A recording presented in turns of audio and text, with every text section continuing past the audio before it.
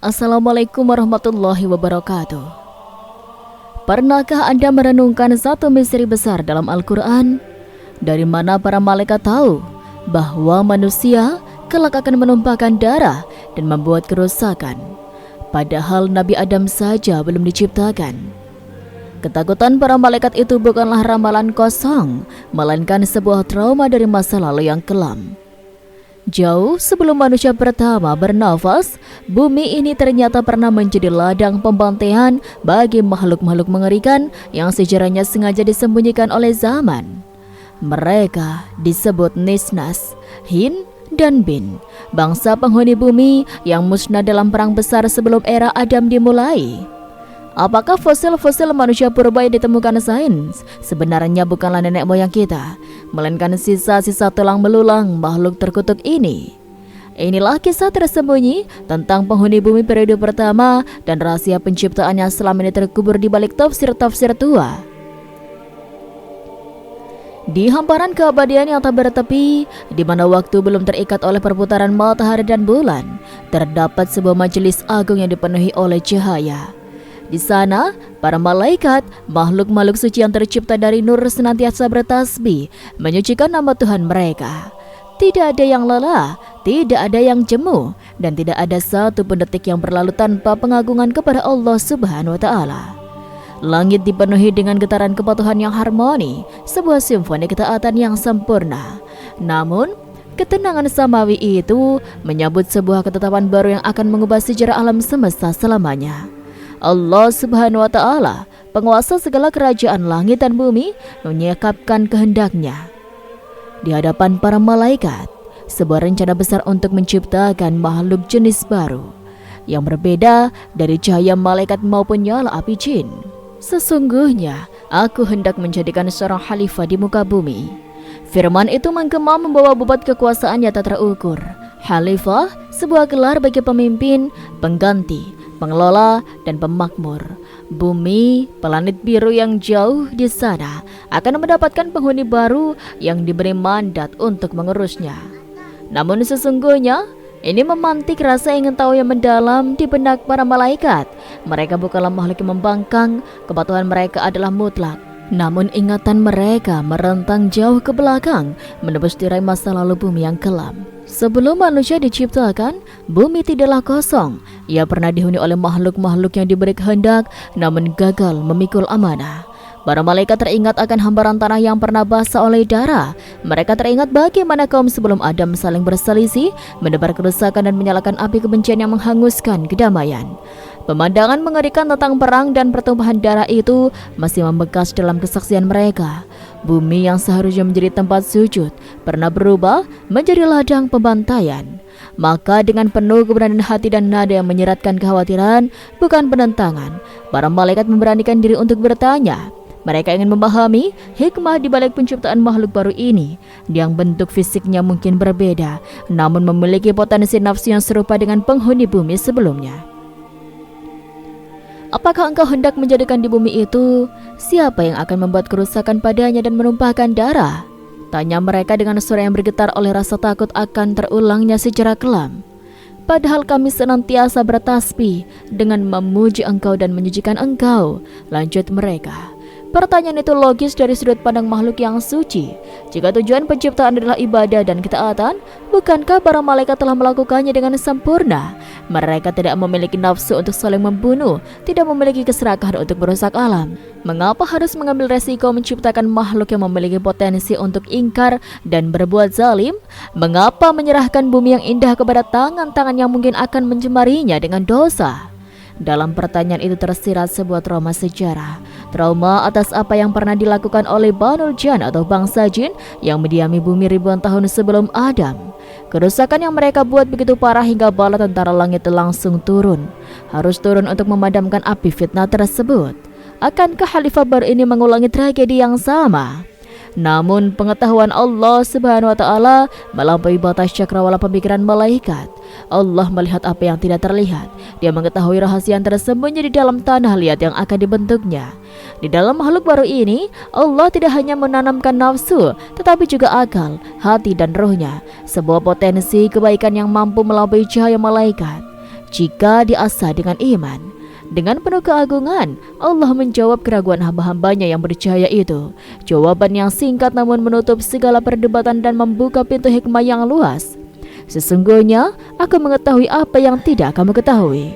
Jawaban ini adalah kunci sebuah pertanyaan bahwa ada rencana besar yang belum tersingkap, ada hikmah yang belum terbaca. Allah tahu bahwa dari tulang sulbi makhluk baru ini akan lahir para nabi, para rasul, para syuhada, dan orang-orang saleh yang akan memakmurkan bumi dengan cinta dan keadilan. Allah tahu bahwa air mata taubat seorang manusia terkadang lebih dicintainya daripada tasbih yang tak henti-henti. Momen dialog ini menjadi mukadimah penting bagi kisah manusia yang menegaskan bahwa keberadaan Adam dan keturunannya bukanlah sebuah kebetulan atau eksperimen tanpa tujuan. Manusia hadir dengan sebuah misi berat, membuktikan bahwa kekhawatiran malaikat itu bisa dipatahkan, bahwa di balik potensi kerusakan terdapat potensi kemuliaan yang jauh lebih besar. Namun untuk memahami sepenuhnya mengapa malaikat begitu khawatir, untuk mengerti mengapa pertanyaan tentang pertumbuhan darah itu muncul, kita harus menengok ke belakang. Kita harus membuka lembaran sejarah yang telah usang dan tertutup debu zaman. Kisah tentang penghuni bumi sebelum Adam. Kisah tentang kejayaan dan kehancuran bangsa yang berbuat dari api. Sebab tanpa memahami gelapnya masa lalu bumi sebelum Adam, kita tidak akan pernah benar-benar mengerti seberapa terang cahaya yang dibawa oleh sang khalifah pertama. Inilah awal mula mengapa kisah penciptaan Adam bukan sekedar tentang tanah yang dibentuk, melainkan tentang jawaban Tuhan atas keraguan semesta. Jauh sebelum telapak kaki manusia pertama menyentuh debu tanah dan ribuan tahun sebelum Nabi Adam alaihissalam diciptakan, bumi ini tidaklah sunyi. Ia telah berdenyut dengan kehidupan, namun bukan dihuni oleh makhluk yang tercipta dari tanah liat kering yang berbunyi. Penghuni pertama itu ditenun dari unsur yang jauh lebih liar, lebih panas, dan penuh gejolak. Marij Mindar, nyala api yang tak berasap. Mereka adalah Banul Jan, leluhur bangsa jin. Pada masa-masa awal kehadiran mereka, bumi adalah hamparan sajadah yang luas. Banul Jan hidup menyebar di lembah-lembah yang subur, di puncak-puncak gunung yang membelah awan, hingga ke pulau-pulau di tengah samudra. Kala itu masih ada cahaya ketaatan yang bersinar di antara mereka. Mereka bersujud, melantunkan tasbih yang menggema di angkasa, mengakui keberadaan kebesaran Allah Azza wa Jalla yang telah menciptakan mereka dari ketiadaan. Kehidupan berjalan dalam tatanan yang damai, di mana syariat langit masih dijunjung tinggi oleh para tetua mereka. Namun sifat dasar api adalah membakar dan meninggi. Api memiliki tabiat yang sulit tenang. Ia selalu ingin melalap apa yang ada di sekitarnya dan terus bergerak liar jika tak dikendalikan. Seiring berjalannya waktu, stabilitas ibadah yang mereka bangun mulai goyah digerogoti oleh penyakit hati yang paling tua, kesombongan dan hawa nafsu. Bumi yang tadinya damai mulai merasakan getaran keresahan. Rasa cukup yang dulu menenteramkan hati Banul Jan perlahan berubah menjadi ketamakan yang tak berujung. Mereka yang kuat mulai mendesak yang lemah. Kabilah-kabilah jin mulai memagari wilayah bukan untuk dikelola dengan bijak, melainkan untuk dikuasai dengan ego. Apa yang dulunya milik bersama sebagai anugerah ilahi, kini diperebutkan dengan mata merah penuh amarah. Kerusakan pun dimulai. Awalnya hanya perselisihan kecil, namun api dendam mengobarkannya menjadi perang saudara yang dahsyat. Langit bumi yang biru mulai tertutup asap hitam pekat dari pertempuran yang tak kunjung usai. Hutan-hutan dibakar bukan untuk kehangatan, melainkan sebagai taktik permusuhan, memusnahkan musuh. Sungai-sungai yang jernih tak lagi mengalirkan air kehidupan, melainkan berubah warna menjadi merah pekat oleh darah sesama mereka. Para malaikat di langit menyaksikan pemandangan ini dengan penuh kegentaran. Mereka melihat bagaimana makhluk yang diberi amanah untuk memakmurkan bumi justru menjadi al-mufsidun, para perusak yang kejam. Banul Jan telah gagal menjaga amanah. Mereka tenggelam dalam mabuk kekuasaan dan menuhankan hawa nafsu mereka sendiri.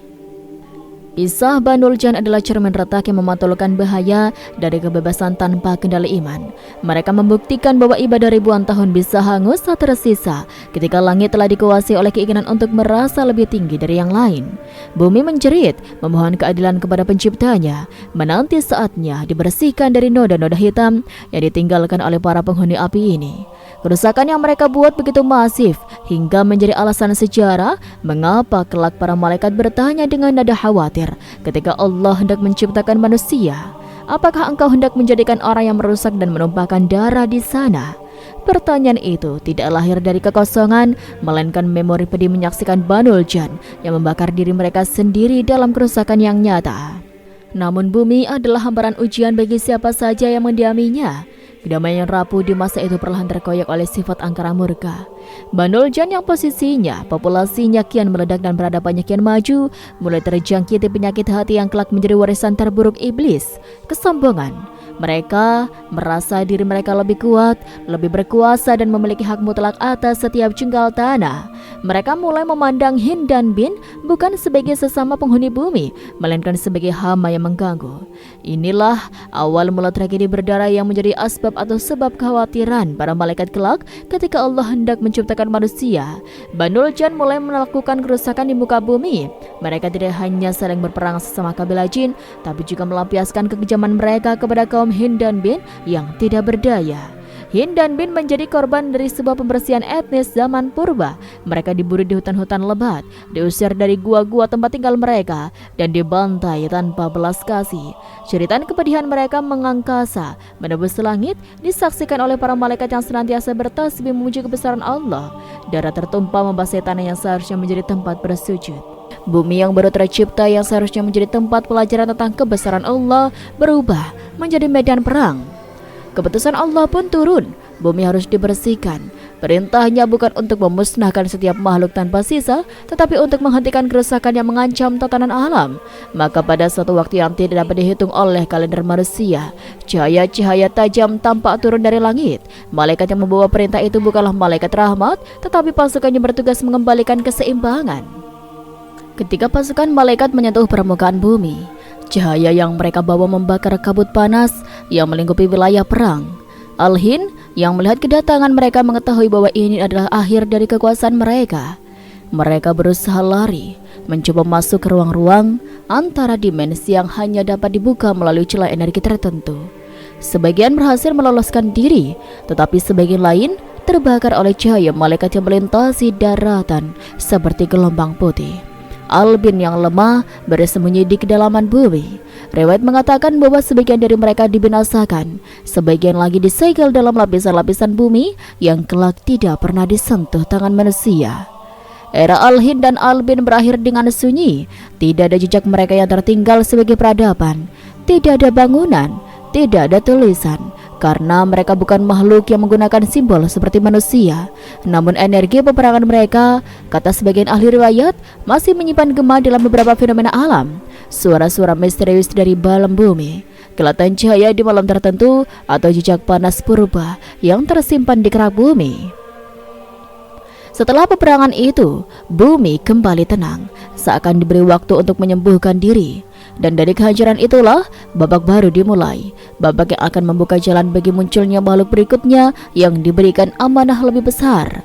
Bumi pernah menjadi panggung pertarungan dahsyat antara Al-Hind dan Albin, dan jejak perang itu membuatnya hampir kehilangan keseimbangannya.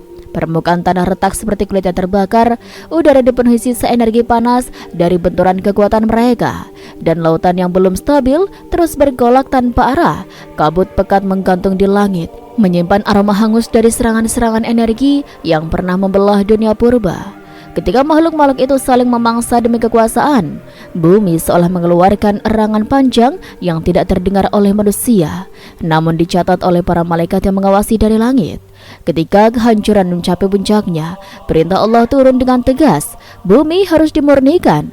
Perintah itu tidak datang dalam bentuk suara yang menggema atau cahaya yang membelah langit, tapi hadir sebagai keputusan ilahi yang dipahami sepenuhnya oleh malaikat yang diberi amanah. Dengan ketaatan penuh yang tidak mengenal ragu, pasukan malaikat dipersiapkan untuk turun ke dunia yang hancur itu. Mereka bukan pasukan perang dalam pengertian manusia, tetapi makhluk cahaya yang diciptakan untuk menegakkan keseimbangan dan menjalankan ketetapan tanpa penyimpangan. Ketika mereka turun dari langit, bumi menyambut mereka dengan angin panas dan kilatan energi yang tersisa dari pertempuran Al-Hind. Namun, malaikat tidak terpengaruh oleh panas maupun badai. Mereka membawa cahaya putih yang tidak menyengat, namun memiliki kekuatan menghapus apapun yang mengandung pemberontakan dan kerusakan. Di berbagai atsar disebutkan bahwa malaikat yang turun membawa petir dan cahaya yang membakar. Tetapi cahaya itu bukanlah api biasa. Ia adalah ketetapan ilahi yang berwujud, mewujud dalam bentuk yang bisa dirasakan oleh makhluk bumi. Al-Hin yang masih tersisa melihat kedatangan malaikat itu dengan ketakutan yang belum pernah mereka rasakan. Mereka yang terbiasa mengendalikan energi, menguasai udara, dan berpindah melalui pusaran panas, kini merasa kekuatan mereka mengecil seperti percikan kecil di hadapan lautan cahaya. Beberapa mencoba melawan, memusatkan energi di panas dan melemparkannya ke arah pasukan cahaya itu. Namun serangan itu hancur sebelum mencapai target. Cahaya malaikat menyerap panas itu seperti air menyerap debu. Ketika Al-Hin menyadari bahwa kekuatan mereka tidak berguna, mereka berupaya melarikan diri melalui celah-celah dimensi yang selama ini menjadi jalan rahasia mereka. Riwayat menyebutkan bahwa sebagian kecil Al-Hin berhasil merobos ruang tipis antara alam, menghilang ke suatu tempat yang tidak pernah diungkap dalam catatan para salaf. Namun sebagian besar tidak sempat kabur. Cahaya malaikat memancar seperti gelombang yang meratakan lautan energi jahat mereka. Tubuh mereka yang terdiri dari kabut panas itu terpecah, kemudian lenyap seolah ditelan angin. Tidak ada jeritan, tidak ada suara perlawanan, hanya kepasrahan makhluk yang menyadari bahwa hidup mereka telah melenceng dari tujuan awal. Sementara itu bangsa Albin yang lebih dekat dengan bumi memilih untuk bersembunyi di celah-celah terdalam. Mereka merayap ke dasar gua, masuk ke retakan bumi, bahkan mencoba membenamkan diri di lapisan tanah yang panas. Albin bukan makhluk yang agresif seperti Al-Hin, tetapi karena mereka hidup berdampingan dalam era yang sama, mereka pun terkena dampak murka dan keputusan ilahi yang memurnikan planet ini. Sebagian dari mereka menyerah dan membiarkan cahaya malaikat menyentuh tubuh mereka hingga mereka hilang seperti debu halus. Sebagian lagi, menurut beberapa atsar, disegel oleh malaikat di dasar bumi, tergunci dalam lapisan batuan yang kelak tidak akan pernah dijangkau manusia. Penyegelan itu bukan hukuman, tapi bentuk pengekangan agar unsur-unsur pemberontakan dari era tersebut sebelumnya tidak lagi mengganggu makhluk-makhluk yang akan diciptakan setelahnya. Dengan hilangnya Al-Hin dan melemahnya Albin, bumi perlahan menjadi sunyi. Tidak ada lagi ledakan energi, tidak ada lagi besaran panas yang merusak, tidak ada lagi makhluk yang berlari, melompat, atau terbang dengan kekuatan nyata terkendali. Yang tersisa hanyalah reruntuhan dunia purba dan pantulan cahaya malaikat yang menyapu permukaan bumi. Setelah tugas pemusnahan selesai, malaikat tidak langsung pergi. Mereka diberi perintah lanjutan, memurnikan dan menata kembali bumi. Dalam riwayat disebutkan bahwa malaikat kemudian mengatur ulang lapisan tanah, memperbaiki retakan purba, dan menstabilkan gunung-gunung yang terbelah. Tentu saja ini bukan pekerjaan fisik seperti makhluk bumi memindahkan batu, tetapi penataan melalui ketetapan ilahi. Bumi merespon perintah malaikat sebagaimana alam semesta tunduk pada hukum-hukum yang ditetapkan Allah. Lapisan kerak bumi mengeras, lautan mulai menentukan batas-batasnya, dan kabut panas yang sebelumnya menyelimuti atmosfer perlahan terangkat. Langit menjadi lebih jernih, memperlihatkan rona biru awal yang sangat muda, seolah bumi sedang membuka mata untuk pertama kalinya setelah tidur dalam kelelahan panjang. Beberapa atsar menggambarkan bagaimana malaikat juga menyesuaikan keseimbangan orbit bumi, menstabilkan perputaran dan kemiringannya agar sesuai untuk makhluk-makhluk baru yang akan diciptakan. Ini bukan sekedar pembetulan fisik, tapi bagian dari skenario penciptaan yang besar. Bumi harus siap menjadi tempat tinggal, bukan lagi arena peperangan. Semua unsur harus berfungsi dalam harmoni, udara, tanah, panas, serta perubahan siang dan malam. Dalam keheningan itu, bumi akhirnya mencapai keadaan yang belum pernah terjadi sejak makhluk pertama menjejakkan kaki. Permukaannya bersih, energinya stabil, dan ruangnya siap menampung kehidupan baru.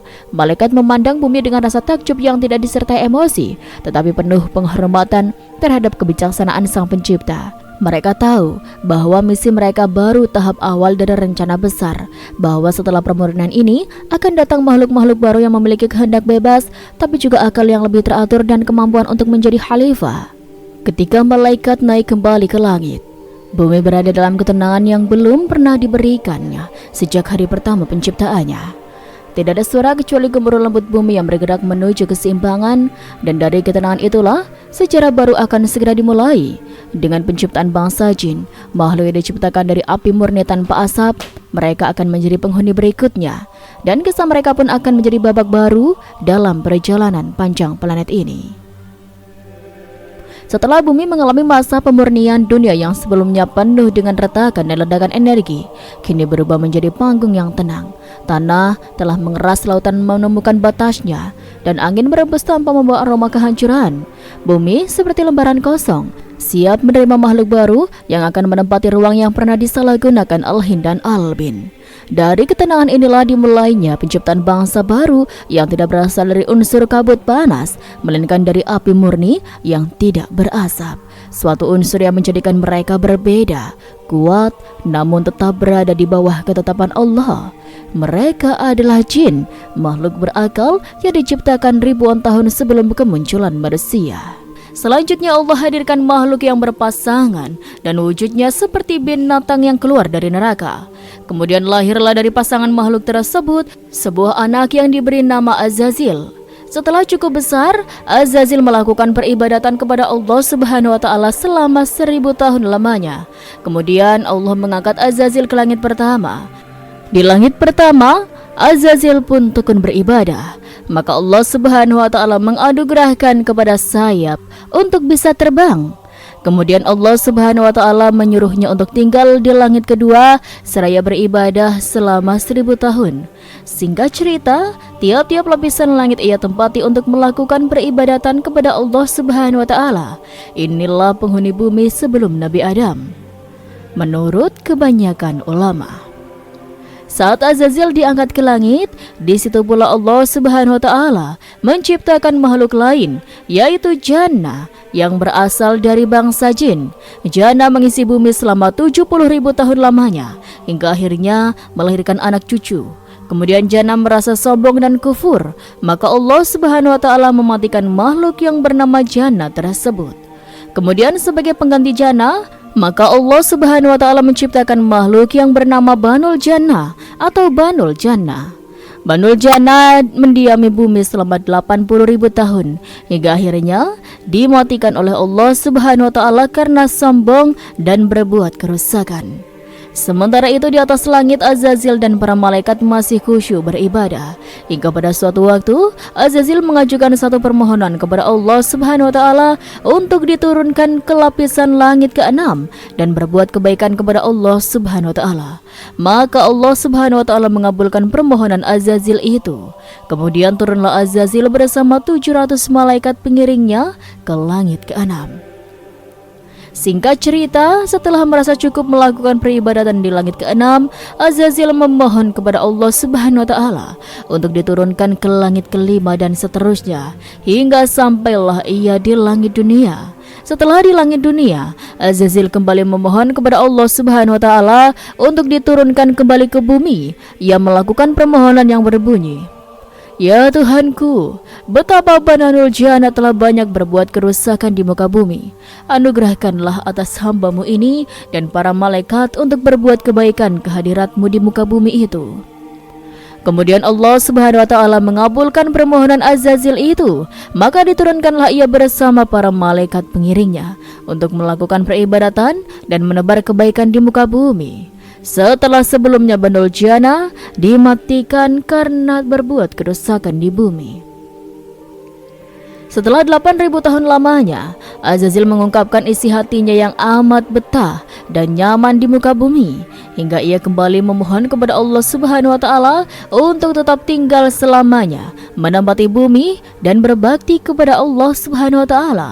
Hingga pada suatu waktu Allah Subhanahu wa taala menurunkan keterangan kepada Azazil yang berbunyi, "Dan ingatlah ketika Tuhanmu berfirman kepada para malaikat, Aku hendak menjadikan khalifah di bumi. Mereka berkata, Apakah engkau hendak menjadikan orang yang merusak dan menumpahkan darah di sana, sedangkan kami bertasbih memujimu dan menyucikan namamu?" Allah berfirman, "Sungguh aku mengetahui apa yang tidak kamu ketahui." Quran Surat Al-Baqarah ayat 30. Menurut kebanyakan para ulama, bahwa yang dimaksud khalifah pada surat Al-Baqarah di atas adalah Nabi Adam alaihissalam. Ia akan menggantikan iblis yang sebelumnya berbuat kerusakan di bumi. Ia nantinya yang akan menjalankan syariat Allah Subhanahu wa taala di muka bumi. Disebut dengan khalifah karena Nabi Adam alaihissalam nantinya juga akan digantikan khalifah-khalifah sesudah dirinya. Singkat cerita, setelah mendengar itu, Azazil menghasut para malaikat dan mengatakan kepada Allah Subhanahu wa taala untuk tidak menjadikan khalifah di muka bumi karena takut akan membuat kerusakan seperti yang sudah-sudah. Namun sesungguhnya Allah Subhanahu wa taala yang Maha Kuasa dan mengetahui daripada makhluknya.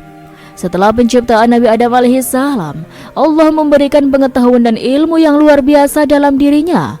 Di saat itu pula, Allah menyuruh Azazil dan para malaikat untuk menguji Adam alaihissalam dengan pertanyaan-pertanyaan. Alhasil, Adam pun bisa menjawabnya. Setelah kejadian tersebut, para malaikat mengagumi mengenai kepintaran Adam alaihissalam. Karena keutamaan Adam inilah, Allah Subhanahu wa taala menyuruh para malaikat dan Azazil untuk sujud kepada Adam alaihissalam. Sontak para malaikat pun bersujud kepada Adam alaihissalam atas perintah Allah Subhanahu wa taala, kecuali Azazil. Azazil menentang perintah Allah untuk sujud kepada Adam alaihissalam. Atas kesombongannya, Azazil mengatakan kepada Allah Subhanahu wa taala, "Aku lebih baik kuat dan mulia karena diciptakan dari api, sedangkan Adam hanya diciptakan dari saripati tanah." Singkat cerita, setelah mendengar pengakuan Azazil, Allah Subhanahu wa taala murka dan melaknat Azazil menjadi iblis atas keangkuhan dan kekufurannya. Lantas, bagaimanakah penciptaan Hawa untuk Nabi Adam dalam Al-Quran? Seperti apa? Kisah penciptaan Hawa dalam Al-Quran tercantum dengan jelas pada beberapa ayat. Hawa tercipta dari tulang rusuk Nabi Adam alaihissalam untuk menjadi temannya saat di dunia. Adam dan Hawa adalah manusia pertama yang diciptakan oleh Allah Subhanahu wa taala. Keduanya mencintai satu sama lain sehingga bisa berkembang baik di bumi dan menghasilkan keturunan manusia hingga saat ini. Hal yang menarik mengenai penciptaan Hawa adalah dirinya diciptakan oleh Allah Subhanahu wa taala dari tulang rusuk Adam. Berikut adalah bukti yang dijelaskan dalam buku Qasas Al-Anbiya karya Ibnu Katsir yang diterjemahkan ke dalam bahasa Indonesia oleh Budi Rosyadi. Ketika Allah Subhanahu wa taala menciptakan Adam dan Hawa, Dia memerintahkan keduanya untuk tinggal di dalam surga sebagaimana dalam surat Al-Baqarah ayat 35 yang artinya, "Dan kami berfirman, wahai Adam, tinggallah kamu dan istrimu di dalam surga dan makanlah dengan nikmat berbagai makanan yang ada di sana sesukamu. Tetapi janganlah kamu dekati pohon ini, nanti kamu termasuk orang-orang yang zalim."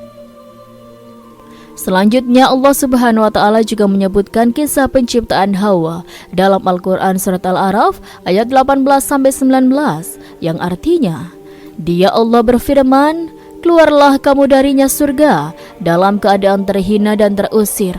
Sungguh siapapun di antara mereka yang mengikutimu pasti akan aku isi neraka jahanam dengan kamu semua." Allah berfirman, "Wahai Adam, tinggallah engkau dan istrimu di surga ini. Lalu makanlah apa saja yang kamu berdua sukai, dan janganlah kamu berdua mendekati pohon yang satu ini, sehingga kamu berdua termasuk orang-orang yang zalim." Diambil dari ayat-ayat tersebut, Ibnu Ishaq bin Yasir menyimpulkan bahwa penciptaan Hawa terjadi sebelum Nabi Adam alaihissalam masuk ke dalam surga. Terbukti dengan Allah mengatakan, "Wahai Adam, tinggallah kamu dan istrimu di dalam surga." Cerita lain mengenai penciptaan Hawa diungkapkan As-Sudi yang meriwayatkan dari Abu Saleh dan Abu Malik dari Ibnu Abbas. Mereka mengatakan bahwa ketika Adam dikeluarkan dari surga, ia berjalan sendirian tanpa ada pendamping yang menenteramkan hatinya. Ketika dirinya bangun dari tidurnya, ia melihat seorang wanita sedang duduk di samping kepalanya. Wanita itu diciptakan dari tulang rusuknya. Kemudian Nabi Adam alaihissalam bertanya, "Siapa kamu?" "Aku adalah seorang wanita," jawab wanita tersebut. "Untuk apa kamu diciptakan?" tanya Adam lagi. Wanita itu pun menjawab, "Agar kamu dapat merasa tentram di sampingku." Para malaikat lalu menanyakan kepada Adam mengenai nama wanita tersebut. Kemudian Nabi Adam alaihissalam menamainya Hawa, sebab ia diciptakan dari suatu kehidupan. Pendapat mengenai kisah Hawa yang diciptakan dari tulang rusuk Adam juga didukung dengan ayat Al-Quran surat An-Nisa ayat 1 yang artinya, "Wahai manusia, bertakwalah kepada Tuhanmu yang telah menciptakanmu dari diri yang satu Adam, dan Dia menciptakan darinya pasangannya Hawa. Dari keduanya Allah memperkembangbiakan laki-laki dan perempuan yang banyak. Bertakwalah kepada Allah yang dengan namanya kamu saling meminta, dan peliharalah hubungan kekeluargaan. Sesungguhnya Allah selalu menjaga dan mengawasimu. Selain itu, kisah penciptaan Hawa dalam Al-Quran selanjutnya terdapat pada surat Al-A'raf ayat 189 yang terjemahannya, Dialah yang menciptakan kamu dari jiwa yang satu Adam, dan darinya dia menciptakan pasangannya agar dia cenderung dan merasa tentram kepadanya. Kemudian setelah ia mencampurinya, dia istrinya mengandung dengan ringan, maka ia pun melewatinya dengan mudah. Kemudian ketika ia merasa berat, keduanya suami istri memohon kepada Allah, Tuhan mereka, sungguh jika Engkau memberi kami anak yang salih, pasti kami termasuk orang-orang yang bersyukur. Hal ini diperkuat lagi dengan sabda Rasulullah SAW mengenai wanita. Beliau bersabda, Aku berwasiat kepada kalian untuk memperlakukan para wanita dengan baik, karena wanita itu diciptakan dari tulang rusuk, dan bagian paling condong atau bengkok dari tulang rusuk adalah bagian paling atas. Apabila kamu paksa meluruskannya, maka kamu akan membuatnya menjadi patah. Namun, jika kamu biarkan saja, maka ia akan tetap bengkok. Maka dari itu, aku berwasiat kepada kalian untuk memperlakukan para wanita dengan baik. Hadis riwayat Bukhari. Demikianlah permulaan sejarah manusia, sebuah kisah tentang cinta sang pencipta dan amanah besar yang diemban oleh sang khalifah. Perjalanan manusia masih panjang, namun jejak langkah Adam alaihissalam akan selalu menjadi kompas yang menuntun kita pulang menuju cahayanya. Wallahu a'lam bishawab. Sekian, wassalamualaikum warahmatullahi wabarakatuh.